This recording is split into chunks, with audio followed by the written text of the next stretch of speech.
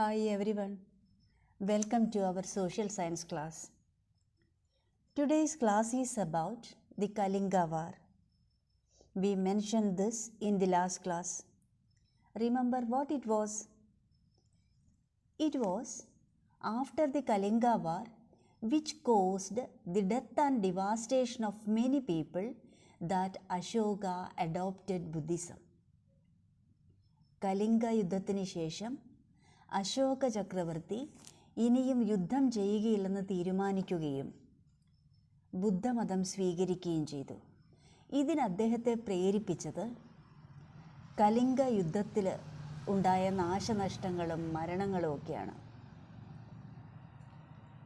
ഇനി let us start with Kalinga War.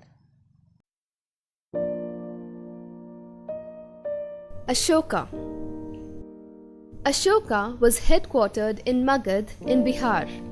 His kingdom stretched from Pakistan and Afghanistan in the west to Assam and Bangladesh in the east, and as far as Kerala and Andhra Pradesh in the south.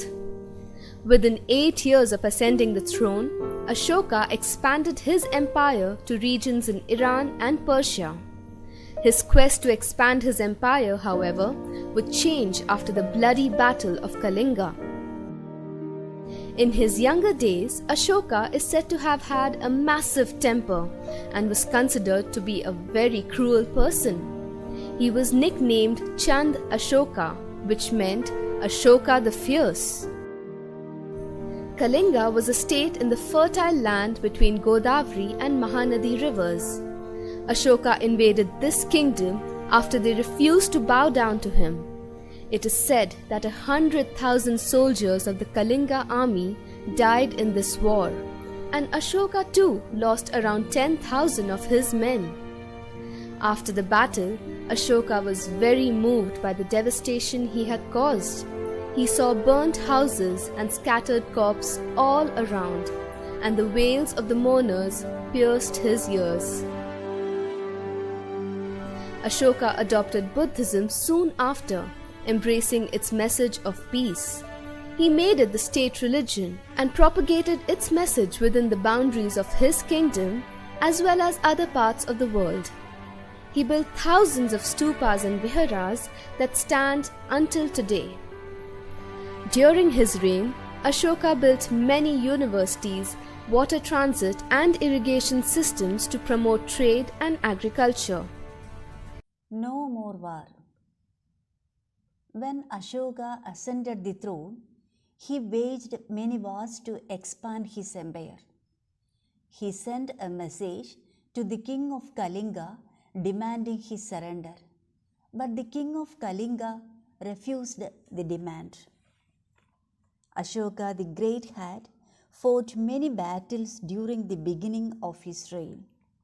All these was to increase the area of the country. മഹാനായ അശോക ചക്രവർത്തി അദ്ദേഹത്തിൻ്റെ ഭരണകാലഘട്ടത്തിൻ്റെ തുടക്കത്തിൽ ധാരാളം യുദ്ധങ്ങൾ ചെയ്തിട്ടുണ്ട്.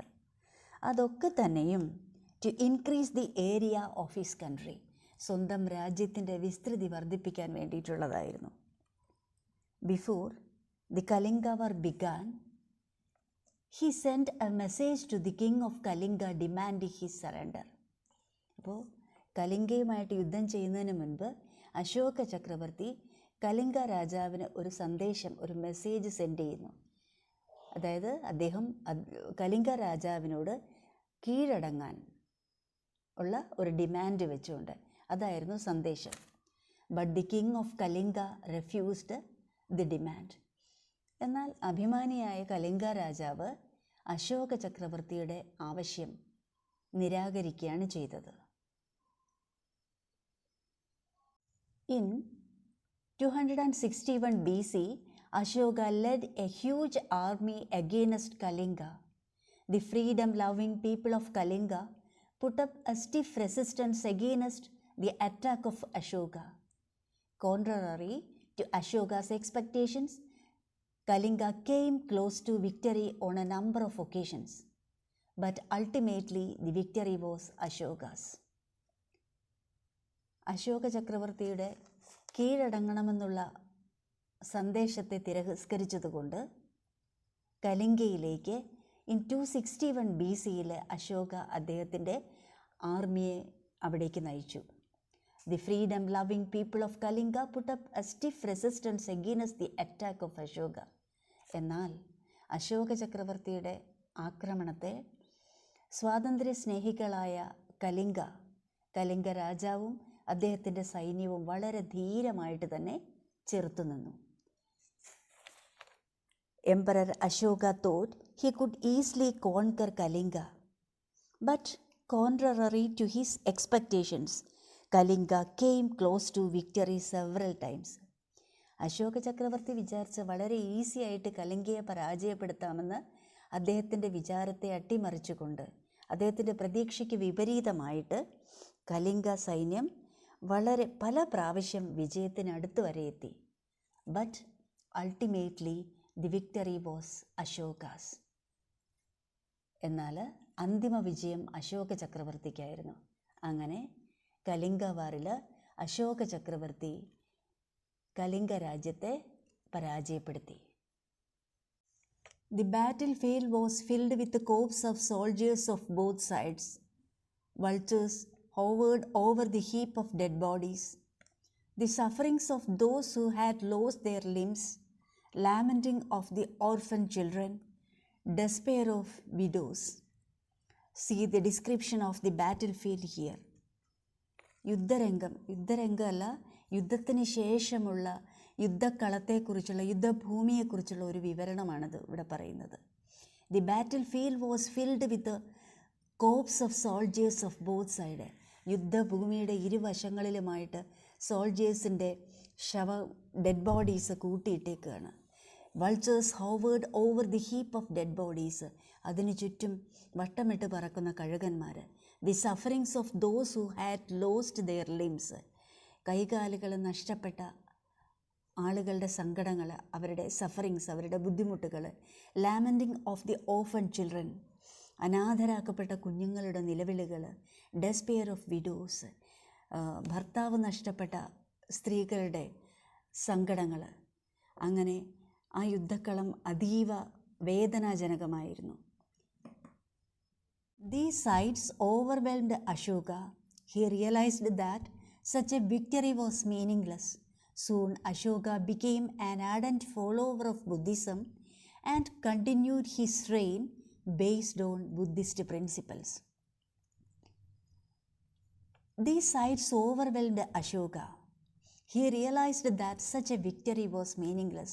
അപ്പോൾ മുകളിൽ പറഞ്ഞ യുദ്ധക്കളത്തിലെ ആ കാഴ്ചകൾ അദ്ദേഹത്തിനെ വളരെ പരവശനാക്കി, അദ്ദേഹത്തിന് ഒത്തിരി സങ്കടം ഉണ്ടാക്കി. And he realised that such a victory was meaningless. ഇതുപോലെയുള്ള വിജയങ്ങൾ അർത്ഥമില്ലാത്തതാണെന്ന് അദ്ദേഹം തിരിച്ചറിഞ്ഞു. Soon Ashoka became an ardent follower of Buddhism.